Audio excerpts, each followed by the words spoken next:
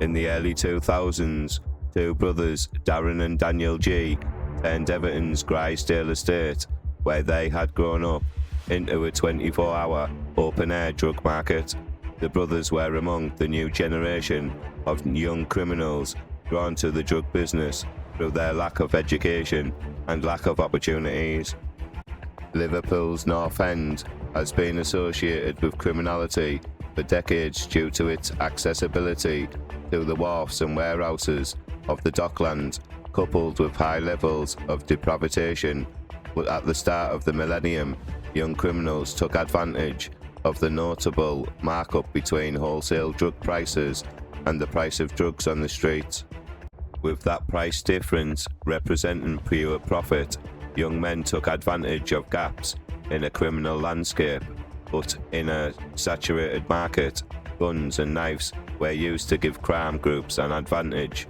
The Gs, who both had poor experiences in the education system and left school without qualifications, began dabbling in burglary and other petty crime. However, the pair soon gravitated towards serious crime, controlling their estate and making thousands of pounds a week from dealing Class A drugs. Ordinary families who lived in smart, terraced houses with carefully cultivated front gardens were forced to look the other way as the Gs and their associates turned the estate into an enclave exempt from law and order. The brothers were the kingpins of the area, with the Crown Court prosecutor later observing the Gs are associated with very serious violence and drug dealing. A former police officer who was a member of the task force set up to tackle the brothers said at their height the Gs were earning around $20,000 a week, running a 24-hour Class A drugs business on the estate. As well as their penchant for violence, the Gs also flourished because of a very parochial situation that allowed them to thrive on the Grizedale. This was a place removed from the rest of the world. The Gs become employers as well as enforcers. They surrounded themselves with people they had grew up with. They used their cash to buy loyalty, protection and security. They paid these young foot soldiers money that they could never earn in the legitimate economy. The Gs paid kids to be on the street corner rather than go to school. They created a network. We would see mums and dads selling drugs around the clock, and they would have the kids with them as they sold crack and heroin. Street dealers would operate around the clock with pay-as-you-go mobile phones, taking orders, then dispatching outriders on bikes to deliver the illegal product. Youngsters not yet old enough to be tasked with handling the drugs and cash would instead be employed to act as lookouts to spot police and rivals. It was unimaginably difficult for the locals who were not involved in the G's criminal enterprises. They became outsiders on their own estate. In 2003, there were simmering tensions between the G brothers and a rival faction of drug dealers from the area, but the fallout escalated the following year, sparking a wave of shootings across North Liverpool. On New Year's Day 2004, there was a double shooting in the Royal Oak pub in West Derby. One man died and another was left fighting for his life. Relations between local drug boss William Moore and the Gs then deteriorated on the evening of April 6, 2004. The Gs returned to the Grizedale after attending a funeral in Speke, where they were parked on Robson Street, when former SAS officer Darren Waterhouse started shooting, riddling their car with bullets. Craig Barker, 18, was rushed to hospital but died from his injuries. Ian G suffered life-changing injuries. Mark Richardson, an associate of the Gs, suffered a minor wound and ran off. Darren G, thought to have been Waterhouse's intended target, was not hurt. Just days later, local man Michael Singleton was shot dead. This was followed by the murder of David Regan, who was shot outside a car wash in Old Swan. Very quickly, 3 men had been killed and a dozen more were wounded. The echo previously heard how Merseyside Police set up a community action team based at Walton Lane Police Station to tackle the threat of the G's. The police had to enter areas previously seen as no-go zones to raid the homes of the brothers. In a terrifying insight into the realities of life on the estate, the police officer, part of the elite team targeting the brothers, added, "It is not an exaggeration to say you could speak to somebody one day and they could be shot the next. There were major confrontations between the criminals and police as they vied for control of the streets on the Grizedale."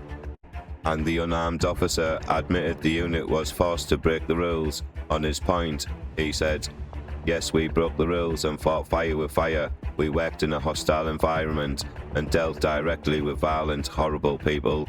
In the station, we referred to this kind of policing as the Lord's work. It was kind of a code for what we were doing. So yes, we were unorthodox, but for all the right reasons. In short, it was old-fashioned, old-school policing. We took the fight to the criminals, and I stand by this approach because it worked."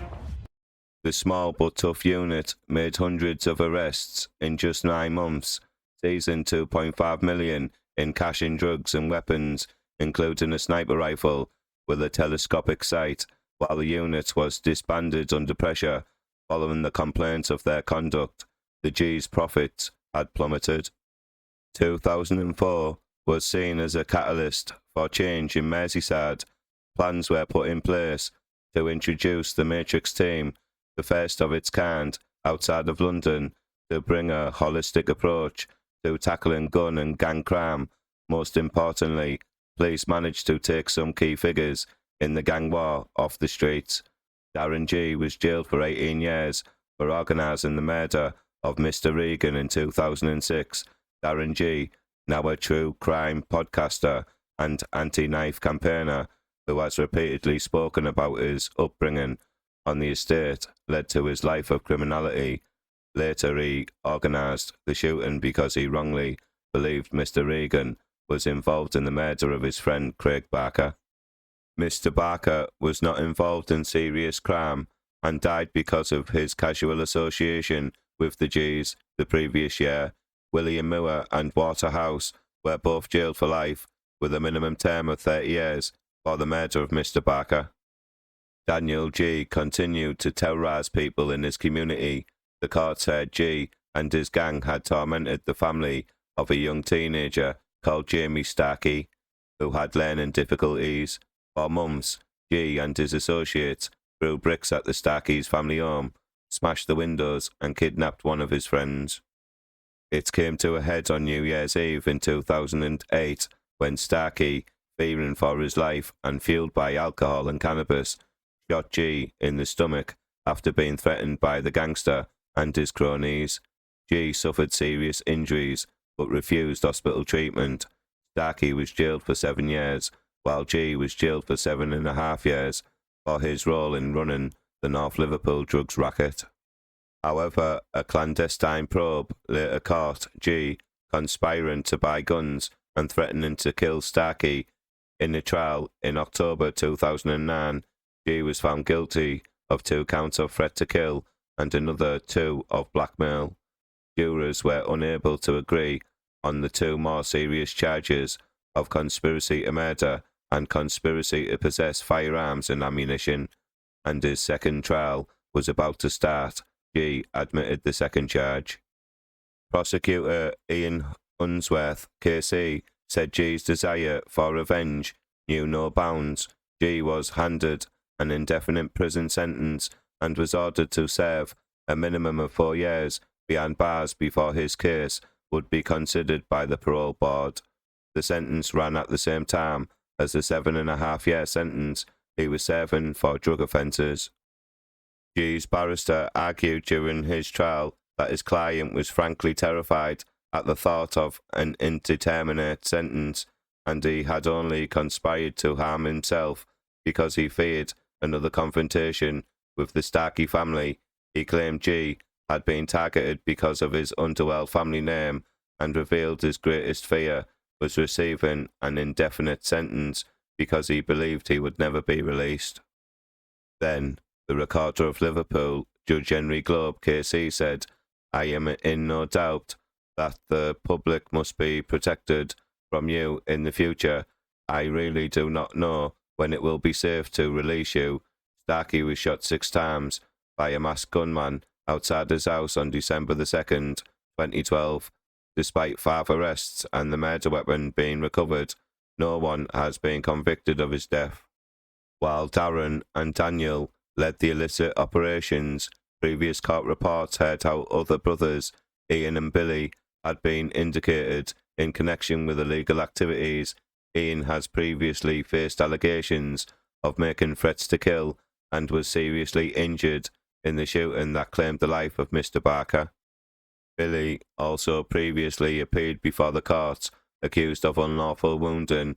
A 5th brother, Stephen G., who has over 20 convictions for dozens of offences, was jailed in 2017 for brutally robbing a pensioner while high on cocaine and Billy's antipsychotic medication. Stephen told the court he had gone off the rails after Billy had taken his own life the previous year.